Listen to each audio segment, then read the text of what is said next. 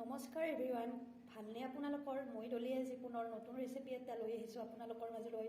ভাল লাগিলে like, comment, share কৰি দিব, লগতে ছাবস্ক্ৰাইব কৰিব। দেখিছেনে বইল মাছ কি ধৰণে বনালোঁ আজি আপোনালোকক দেখুৱাম।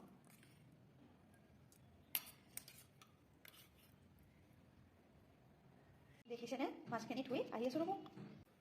মাছখিনি ধুই আনিলোঁ। মেৰিনেট কৰিবলৈ এতিয়া ক'লা সৰিয়হ আৰু হালধীয়া সৰিয়হ লৈছোঁ, কেঁচা জলকীয়া লৈছোঁ, হাউতকৈ পিচি আনো ৰ'ব। এইখিনি ধুনীয়া পেষ্ট এটা বনাই ল'লোঁ। এতিয়া প্লেট এখনত মেৰিনেট কৰি লওঁ। এয়া মাছ লৈছোঁ 2 পিচ, আমাৰ যিহেতু মানুহ নাই, 2জনে মানুহ, 2 পিচে লওঁ। তাৰপিছত দি দিছোঁ, এই দেখিছেনে নহৰু টুকি দিছোঁ 4 কোহামান। এইখিনি আদা দি দিছোঁ। এইখিনি হৈছে কেপচিকাম, এটা কেপচিকামৰ আধা ভাগ কাটি দিছোঁ। এইখিনি হৈছে পিঁয়াজৰ পাত দি দিছোঁ।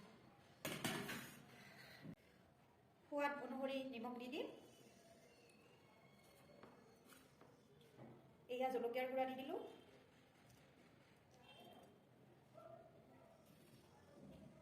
কালাৰৰ বাবে এচুকুট হালধি দি দিম। এয়া দেখিছেনে, এইটো হৈছে ধনিয়াৰ পেষ্ট, ধুনীয়াকৈ মিহলাই দিম। এইবাৰ সৰিয়হখিনি দি দিম।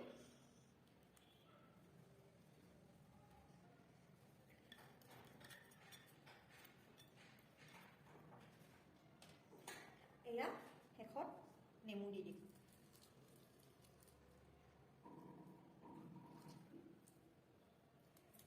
ধুনীয়াকৈ মিহলাম।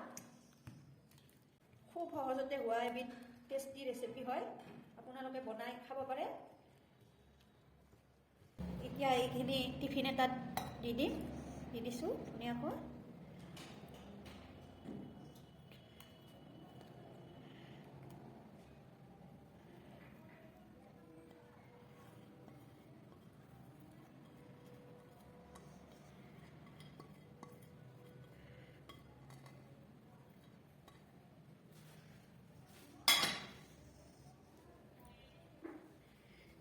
এতিয়া দি দিছোঁ সৰিয়হৰ তেল।